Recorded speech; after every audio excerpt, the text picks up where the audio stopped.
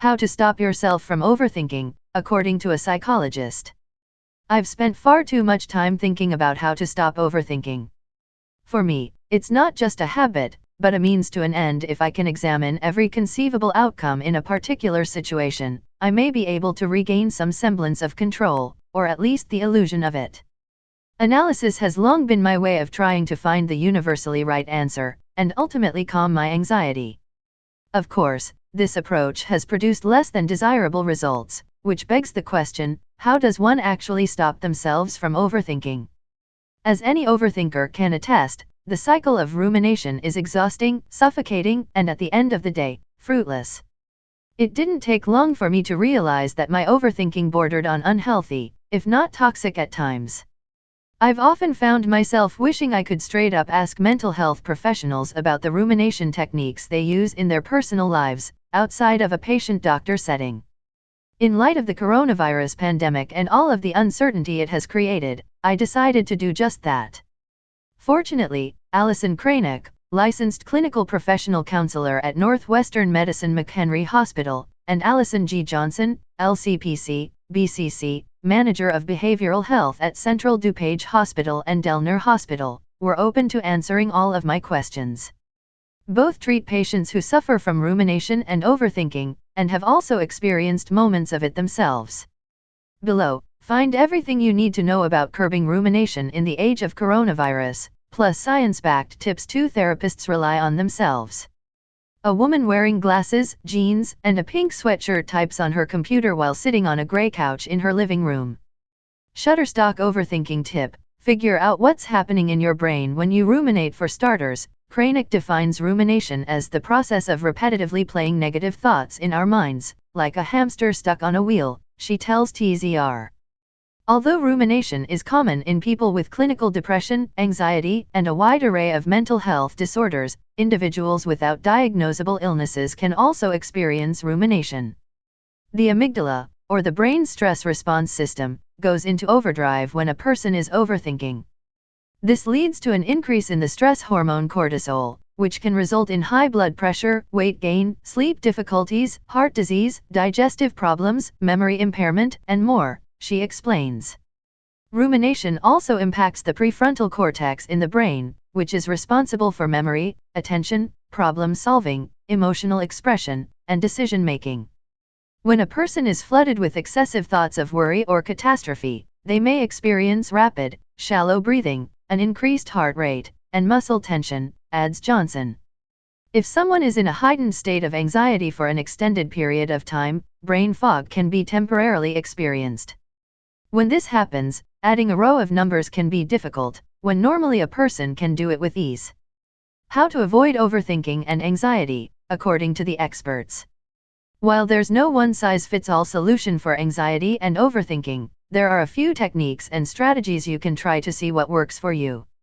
Below, find the scientifically proven methods that both Kranick and Johnson recommend to patients, and practice themselves. Mindfulness meditation. A personal favorite of Kranick's, mindfulness meditation has been shown to boost overall psychological and physical well-being, including improved memory, attention, stress response, emotional regulation, blood pressure, immune system functioning, heart health, and more. While talking things out may provide some benefit, it is more likely that talking about stressful things will further intensify rumination, she explains. Instead, the practice of mindfulness is a much better go-to. It's simply about being present. Rather than indulging in my worries, I can recognize that I'm worrying, and draw my attention elsewhere, like the sound of rain outside or the bliss of a cup of coffee. My attention will, and always does, wander, but the practice of mindfulness doesn't imply getting rid of these worries and thoughts, but simply recognizing they exist and saying, "No thanks, I'm choosing to turn my attention to something more pleasant." It's about recognizing that you have no control over the thoughts that appear in your head, but you can consciously choose how you relate to these thoughts. I can jump on those negative thoughts and let them grow, rumination, or let them continue on their way, she adds. She specifically regards Headspace as a fantastic resource for learning mindfulness. The most important thing to remember is that mindfulness takes practice. Trying to rush to the finish line will only lead to greater distress. Diaphragmatic breathing. Johnson prefers diaphragmatic breathing, or focusing on the breath, in times of panic or stress. Focusing solely on slowing the breath will in turn slow the heart, she says. This calms the mind, and resets your mental state so that you can think clearly again. To try this yourself, slowly blow all air out of the lungs, until you get the urge to inhale, then inhale very deeply, filling the lungs as completely as possible, she instructs. Hold your breath for several seconds, then slowly release your breath, counting the seconds as you do so. Continue exhaling slowly, until it feels like there's no more air in the lungs. Repeat this process for several minutes. Awareness. Johnson also recommends paying attention to what your internal thoughts are doing to your mental state, and building awareness around your internal monologue. It's a long process, but awareness is key, she notes. If you know how your thinking patterns progress, you have a chance to change them. To start, try keeping a journal of your internal dialogue, and intentionally replace any damaging thoughts with more neutral or positive sentiments. Over time, you'll be able to catch yourself in negative thought patterns and begin making positive changes. Distraction techniques. When it comes to anxiety and overthinking, distraction is a powerful tool. As Kranick mentioned above, sometimes talking about your worries or problems only makes them feel more tangible and real. Instead, make it a priority to get out of your head and focus on something else. Going for a walk outside and observing your surroundings, cooking, crafting, exercising, reading, catching up with friends, and listening to soothing music are all great options. Progressive muscle relaxation. Johnson also recommends a technique known as progressive muscle relaxation, which is the process of relaxing the mind by first relaxing the body. When your body is physically relaxed, you cannot feel anxious, reports the University of Michigan Medicine.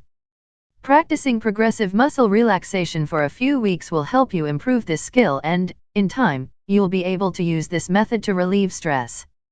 This technique involves tensing a group of muscles in a certain order as you breathe in, and relaxing them as you breathe out.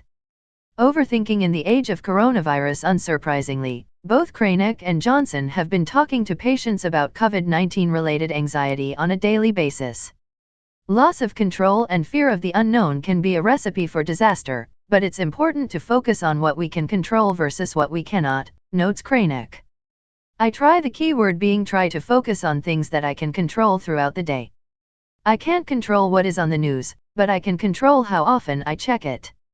I can't control the virus itself, but I can keep myself safe by washing my hands and staying away from crowded places.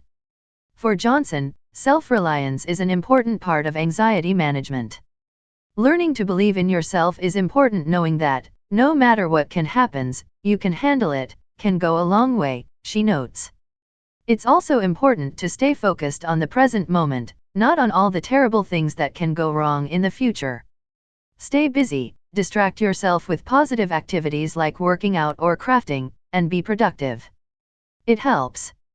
Rumination and self-acceptance.